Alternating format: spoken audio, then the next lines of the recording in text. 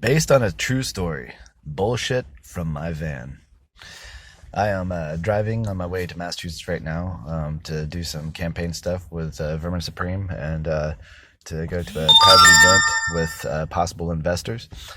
I'm reminded of why I am where I am, and one of my theories, which I call, a theory just to be gentle.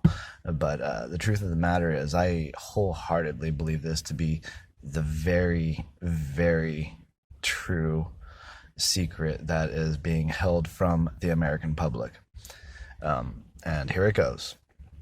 Whenever Donald Trump and Hillary Clinton ran together, they had already been planning for a while to attempt to make Hillary the first female president of the United States.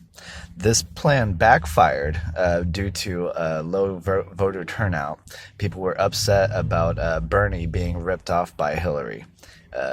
Bernie was ahead in the polls. Bernie out fundraised her. Bernie had the better ideas. Bernie had the young voter base. And whenever they screwed him, they screwed themselves. And Trump accidentally ended up being president of the United States. That's why he hasn't done anything that he said that he was going to do. That's why he has failed so miserably so many times, and why he continues to act like a clown. He is not a clown. He's an actor, and not a very good one, to be honest. Now that Trump is getting close to the end of this term, he is frightened to become reelected. There's something called the Tecumseh's Curse. It happens every 20 years. Every 0-year election, the president, since Andrew Jackson, has died in office, has been assassinated, or has been assassinated attempt and survived. There has not been 1 0-year gone by where this did not happen. And Trump is scared shitless, because this is not only the 20-year curse that started from the Battle of Tippecanoe that we're talking about. We are talking about the 2020 anniversary of the 20-year curse. He's terrified. He puts more value on his own life than he does the country. A true politician, someone that truly believed in what they were doing, would run. They would do everything in their power to be reelected. He's doing everything in his power to become impeached. And that is the truth. Anyone that doesn't believe it, you're just blinded by the lies that the Duopoly have sent you.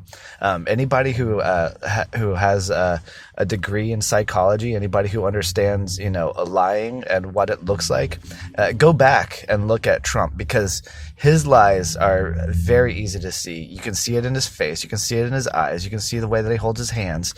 You can see the way that he has anxiety whenever he's asked certain questions. I hold this to be true. I base it on actual facts, actual history of what has happened. Trump was one of the very vocal advocates against Obama, trying to get once again Hillary into that seat, and he was one of the people that was very advocate about the birth certificate, and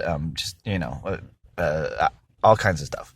Anyway, if you look at their history, they've been friends since Hillary's college days. That Bill and Hillary sat in the front row of his most recent wedding. If you don't think that they're friends, at least sort of friends, if you think that they're enemies that ran against each other, then you are the problem. You need to dump all your beliefs in the duopoly system. Democrats and Republicans are dead. You need to join a third party, and you need to actually be a part of rebuilding our country and taking it back from the rich assholes, the 2% that think that it is theirs. For too long, we have suffered from trickle-down economics, and what a lot of us do not realize is that precipitation works in two ways. It can rain down like golden showers on the poor people, But the other way around is we can cut all taxes on the 98%, which is, not all the poor people. That's most of the rich people, all of the middle class, and all of the lower class. So the upper 2%, we tax the fuck out of them. They own, 90% of the world's wealth? Yeah. And we're trying to figure out what the problem is. I like I said, if you're listening to this, if you get all the way through these 6 minutes of my short little speech and you're still, one-sided, voting for number one or number two, then you are the problem, not me.